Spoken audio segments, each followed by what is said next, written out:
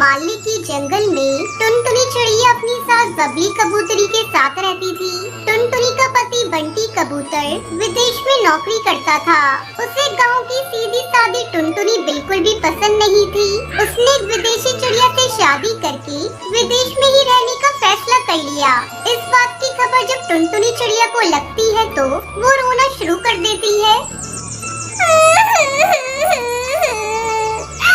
माँ जी, ऐसी मुझ में क्या कमी है जिसके चलते बंटी जी ने दूसरी शादी कर ली। मेरी तो पूरी जिंदगी ही बर्बाद हो गई। अब मेरी बेटी का क्या होगा?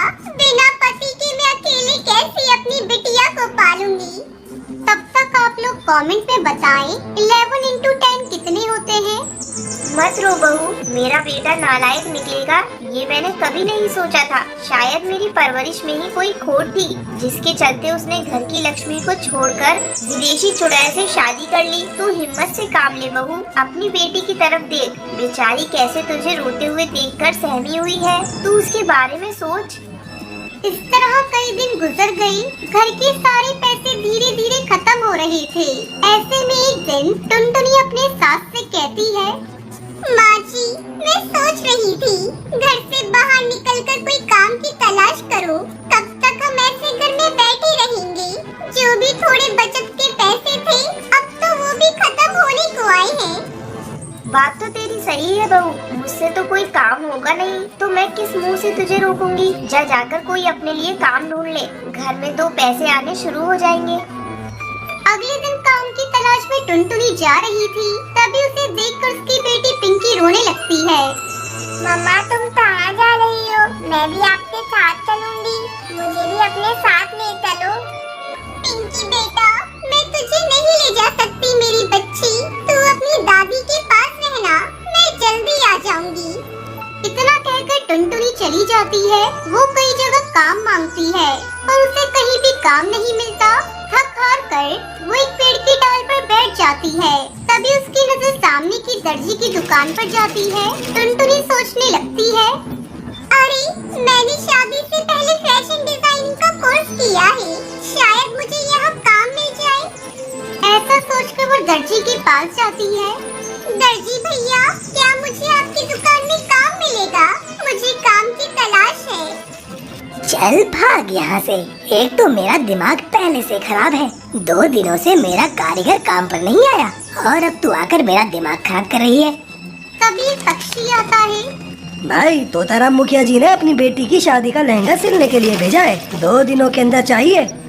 अरे भाई, मेरा कारीगर नहीं आ रहा है, लहंगा मिलना मुश्किल हो जाएगा। मैंने फैशन डिजाइनिंग का कोर्स किया है, मुझे लहंगे बहुत अच्छे से सिलने आते हैं। तो ठीक है, ये लहंगा तुम ही सिलोगी। टुनटुनी दिन रात मेहनत करके सुंदर सा लहंगा तैयार कर देती है। वाह वाह, तुमने तो बहुत सुंदर लहंगा सिला है। आज से तुम्हारी नौकरी मेरी दुकान पर पक्की।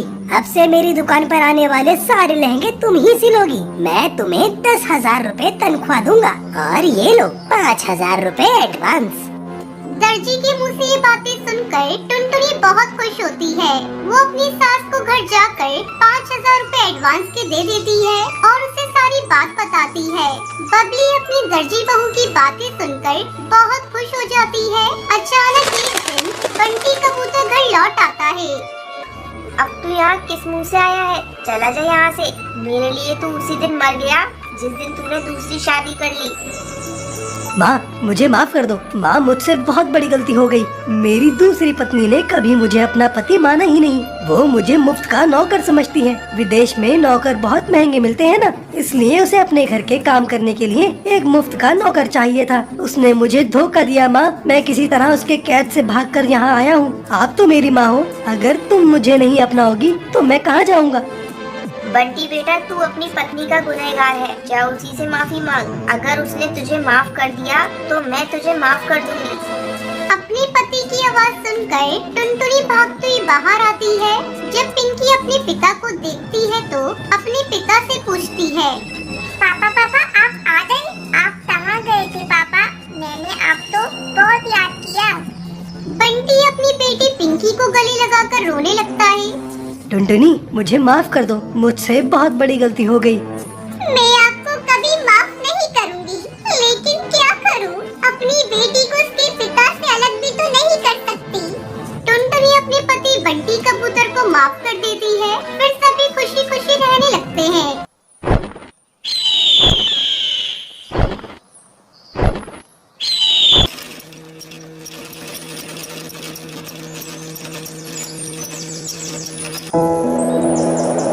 हिमाचल के जंगल में कालू कौवा अपनी पत्नी टूनी चिड़िया के साथ रहता था। उसकी बेटी का नाम टुनटुनी था। कालू कौवा एक दर्जी था।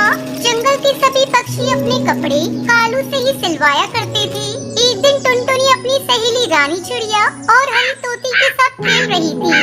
तभी रानी चिड़िया कहती है, अरे टुनटुनी, तुमने सुना? सेठ जी के बेटे का कल जन्मदिन है। उन्होंने जंगल के सभी पक्षियों को बुलाया है। मैं अपनी मम्मी पापा के साथ जाऊंगी, तू भी जाएगी, बहुत मजा आएगा।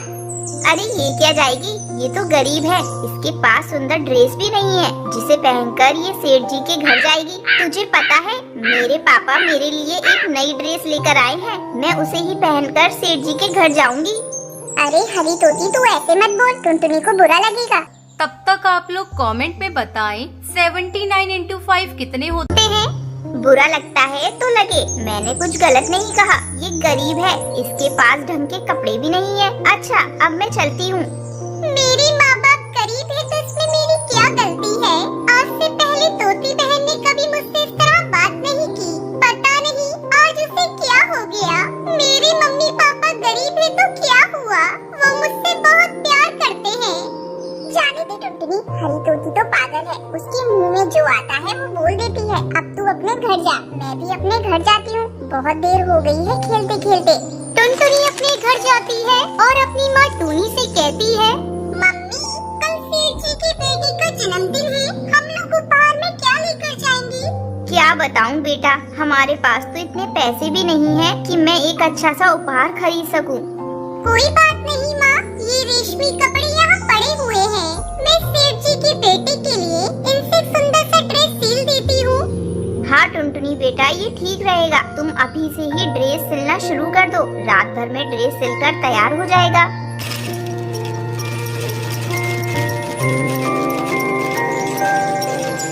अगले दिन टुनटुनी अपने माँ बाप के साथ सेठ के घर जाती है। टुनटुनी बेटा, हम लोग गरीब हैं, शायद हमें देखकर सेठ जी बुरा ना मान जाए। ऐसा करो, तुम ये उपहार लेकर खुद ही अंदर चली जाओ। हम लोग यहीं घर के बाहर खड़े हैं। ठीक है पापा, मैं अभी उपहार लेकर आती हूँ। आप लोग यहीं रहना। टुनटुनी घर के अंदर जाती है। अरे बाप रे, यहाँ तो बहुत सारे पक्षी हैं। मैं यहीं दरवाजे के पास खड़ी हो जाती हूँ। जब सेठ जी की बेटी इधर से गुजरेंगे तो मैं उन्हें उपहार दे दूंगी। टुनटुनी को खड़ी खड़ी बहुत देर हो जाती है। अचानक एक पक्षी उसे पकड़कर सेठ के पास ले जाता है। सेठ जी, ये चोर है, चोरी करके भाग रही थी। नहीं नहीं सेठ जी, मैंने कोई चोरी नहीं की। मैं कालू दर्जी की बेटी हूँ। दरवाजे पे खड़ी होकर आपकी बेटी के आने का इंतजार कर रही थी। तभी इन्होंने मुझे पकड़ लिया। मैंने कोई चोरी नहीं की है। तो ये तुम्हारे हाथ में क्या है? सेठ जी, ये मैं आपकी बेटी को उपहार में देने के लिए अपने हाथों से सिल के ड्रेस लेकर आई थी। टुनटुनी सेठ को वो ड्रेस देती है। वाह, ये ड्रेस तो बहुत सुंदर है। मैं तुम्हारे माता पिता से मिलना चाहता हूँ। टुनटुनी चिड़िया माता पिता को बुलाकर सेठ के पास लाती है। कालू दर्जी, मुझे तुम्हारी बेटी की ये सिली हुई ड्रेस बहुत पसंद आई है। आज से हमारे घर के सारे कपड़े तुम्हारी बेटी ही सिला करेगी। मैं तुम्हें सिलाई के अच्छे पैसे दूंगा। इस तरह उनके परिवार को सिलाई के अच्छे पैसे मिलते हैं और उनकी गरीबी दूर हो जाती है और टुनटुनी अपने माँ बाप के साथ खुशी खुशी रहने लगती है।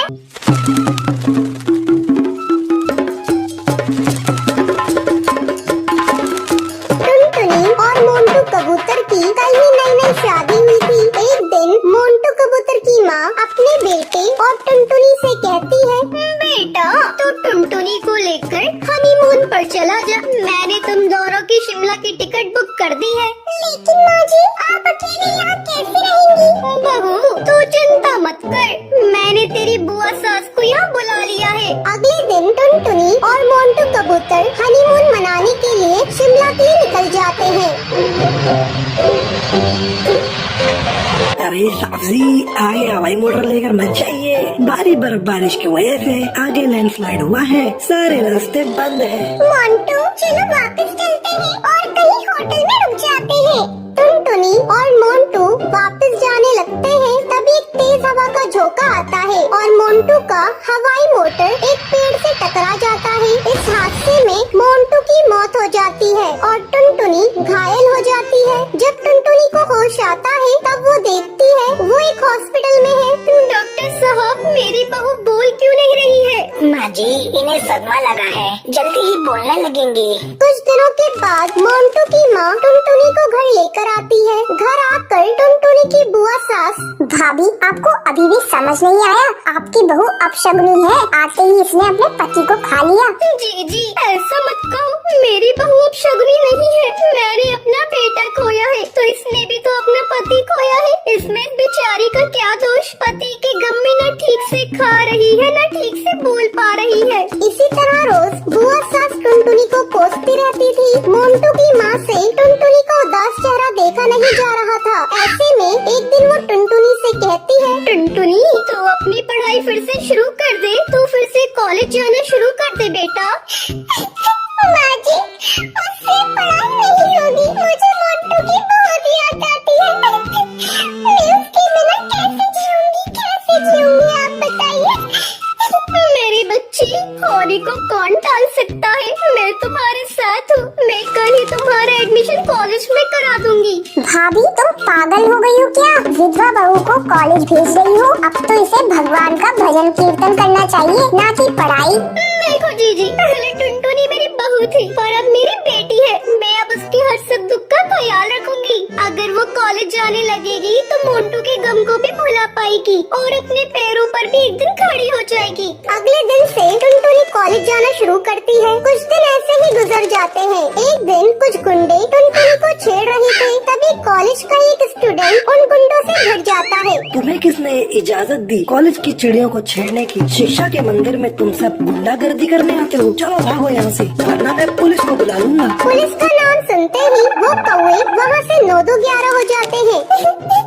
आपका बहुत बहुत शुक्रिया, आपने इन गुंडों से मुझे बचाया। इसमें शुक्रिया की क्या बात है? ये तो मेरा फर्ज था। आपकी जगह कोई और लड़की भी होती तो मैं यही करता। धीरे धीरे उन दोनों की नजदीकियाँ बढ़ने लगती है। टुनटुनी, तू हीरो से प्यार करती है तो उससे शादी क्यों नहीं कर लेती? क्या बताऊँ बुलबुल, मैं विधवा हूँ, पता नहीं इसके घर वाले मुझे स्वीकार करेंगे या नहीं। ये बात जब टुनटुनी की सास को पता चलती है तो वो हीरो को बुलाती है।